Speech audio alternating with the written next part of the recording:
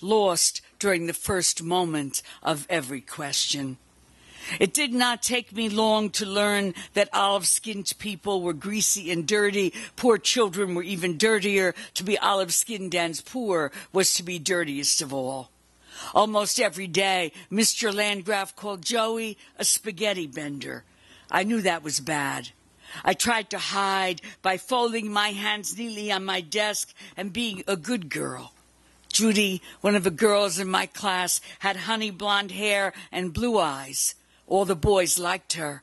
Her parents and grandparents were born in America. They owned a local tavern. When Judy's mother went downtown, she brought back coloring books and candy. When my mother went downtown, she brought back one small brown bag with a towel or a sheet in it. The first day I wore my sister's hand-me-down coat, Isabel said, "That coat looks familiar. Don't I recognize that coat?" I looked at the ground. When the other children brought presents for the teacher at Christmas, embroidered silk handkerchiefs and evening in Paris perfume, I brought dishcloths made into a doll. I read all the magazines that told me why blondes have more fun, described girls whose favorite color was blue. I hoped for a miracle that would turn my dark skin light, that would make me pale and blonde and beautiful. So I looked for a man with blonde hair and blue eyes who'd blend right in and give me blonde, blue-eyed children who'd blend right in and a name that would blend right in. And I'd be melted down to a shape and a color that would blend right in. Till one day, I guess I was 40 by then, I woke up cursing all those who taught me to hate my dark, foreign self. And I said, here I am with my olive-toned skin, and my Italian appearance, and my old poverty real as a scar on my forehead. And all the toys we couldn't buy, all the words I didn't say, all the downcast eyes and folded hands and remarks I didn't make, rise up in me and explode onto paper like firecrackers, like meteors. And I celebrate my Italian-American self rooted in this, my country, where all those black, brown, red, yellow, olive-skinned people soon will raise their voices and sing this new anthem. Here I am, and I'm strong, and my skin is warm in the sun, and my dark hair shines. And today, I take back my name and wave it in their faces like a bright red flag.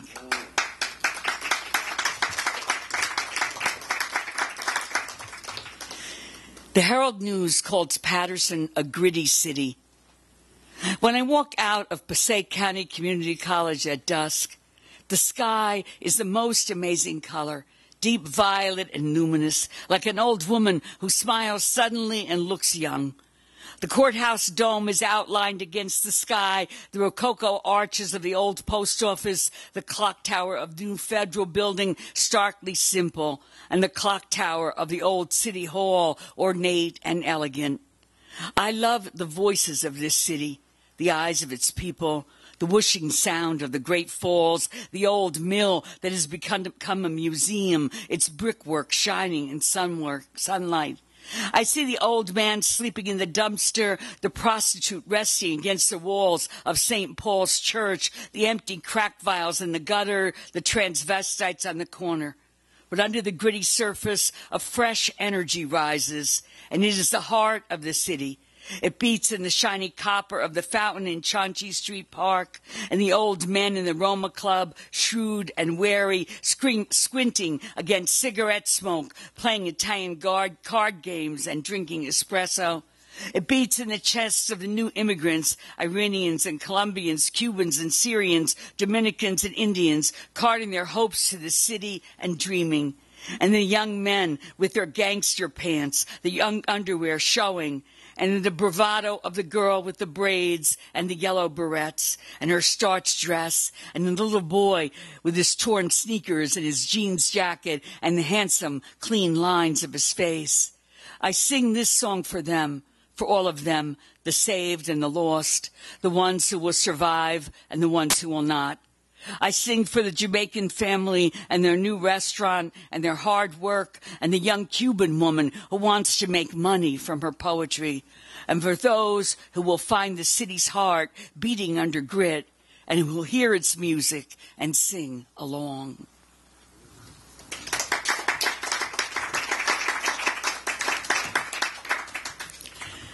And this poem is called After School on Ordinary Days.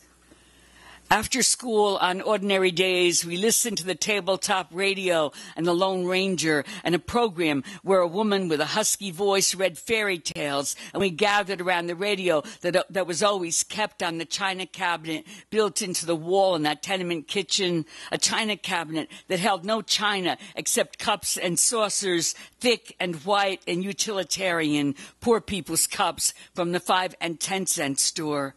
My mother was always home from Ferraro's coat factory by the time we walked in the door after school on ordinary days. She'd give us milk with Bosco in it and cookies she'd made that weekend. The three of us would crowd around the radio, listening to the voices that brought a wider world into our Patterson apartment. Later, we'd have such supper at the kitchen table, the house loud with our arguments and laughter. After supper, on ordinary days, we'd play Monopoly or Gin Rummy after we did our homework, the kitchen warmed by the huge coal stove, the wind outside rattling the loose old windows, we inside, tucked in, warm and together on ordinary days that we didn't know until we looked back across a distance of 40 years, would be captured for us like fossils preserved in amber that would glow and shimmer in memory's flickering light. And I'm going to finish with a poem to my father, whom I betrayed over and over. Daddy, we called you Daddy when we talked to each other on the street, pulling on our American faces, shaping our lives in Patterson slang. Inside our house, we spoke a Southern Italian dialect mixed with English, and we called you Papa. But outside again, you became Daddy, and we spoke of you to our friends as my father. Imagine we were speaking of that Father Knows Best TV character in his dark business suit, carrying his briefcase into his house, retreating to his paneled den, his big living room and dining room, his fully aproned wife who greeted him at the door with a kiss. Such space and silence in that house. We lived in one big room, living room, dining room, kitchen, bedroom, all in one, dominated by the great oak dining table around which we sat, talking and laughing, listening to your stories, your political arguments with your friends. Papa, how you glowed in company light, happy when the other immigrants came to you for help with their taxes or legal papers. It was only outside that glowing circle that I denied you. Denied your long hours as night watchman at Royal Machine Shop. One night, riding home from a date, my middle-class American boyfriend kissed me at the light. I looked up and met your eyes as you stood at the corner near Royal Machine.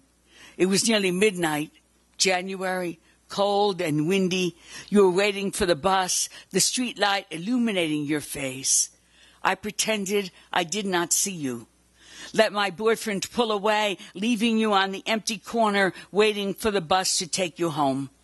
You never mentioned it. Never said that you knew how often I lied about what you did for a living, or that I was ashamed to have my boyfriend see you, find out about your second shift work, your broken English.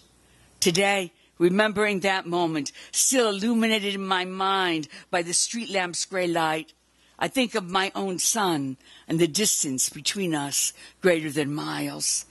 Papa, silk worker, janitor, night watchman, immigrant Italian. I honor the years you spent in menial work while your mind so quick and sharp longed to escape. Honor the times you got out of bed after sleeping only an hour to take me to school or pick me up. The warm bakery rolls you bought for me on the way home from the night shift, the letters you wrote to the editors of local newspapers. Papa, silk worker, janitor, night watchman, immigrant Italian. Better than any Father Knows Best father, bland as white rice. With your wine press in the cellar. with the newspapers you collected out of garbage piles to turn into money you banked for us, with your mousetraps, with your cracked and calloused hands, with your yellow teeth. Papa, dragging your dead leg through the factories of Patterson. I am outside the house now, shouting your name.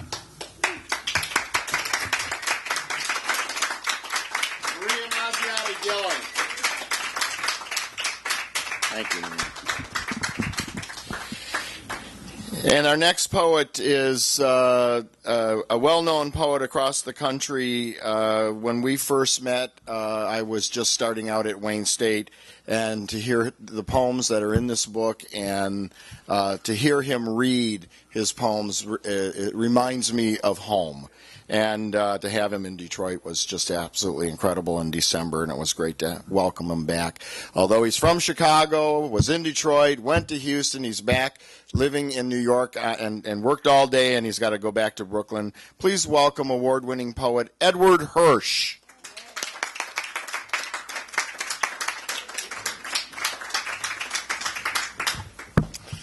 Very happy to be with you. Glad to be reading with my friends and colleagues. We met in 1978. We were girls together.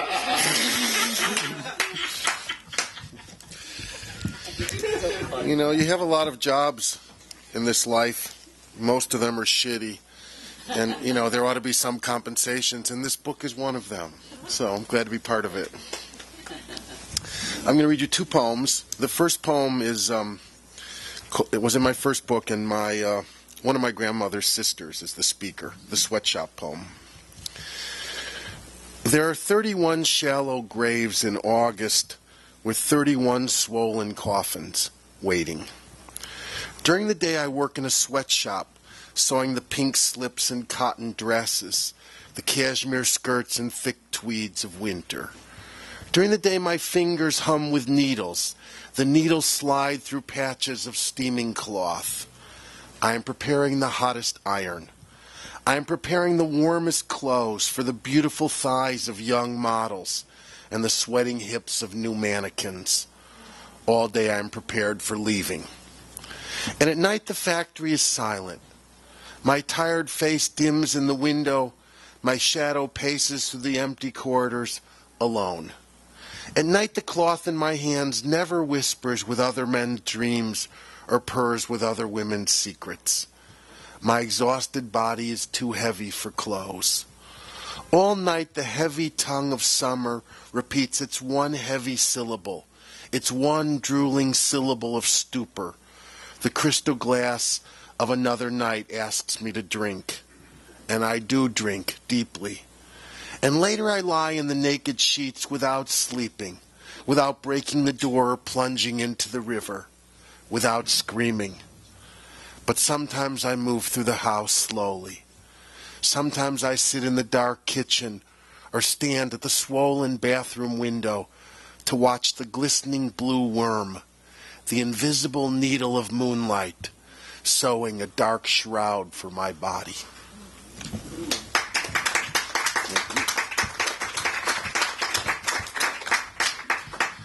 And here I'm the speaker. The poem is called Second Story Warehouse. It's set in the summer of 1966. Come with me to the second-story warehouse where I filled orders for the factory downstairs and commanded the freight elevator and read high in the air on a floating carpet of boxes. I could touch the damp pipes in the ceiling and smell the rust. I could look over the Puerto Rican workers in the parking lot, smoking and laughing and kidding around in Spanish during their break, especially Julia, who bit my lower lip until it bruised and bled and taught me to roll cigarettes in another language and called me her virgin boy from the suburbs. All summer I read Neruda's Canto General and took lessons from Juan, who trained me to accept orders with dignity, dignidad, and never take any shit from the foreman. He showed off the iron plate in his skull from a bar fight with a drunken supervisor, while the phone blinked endlessly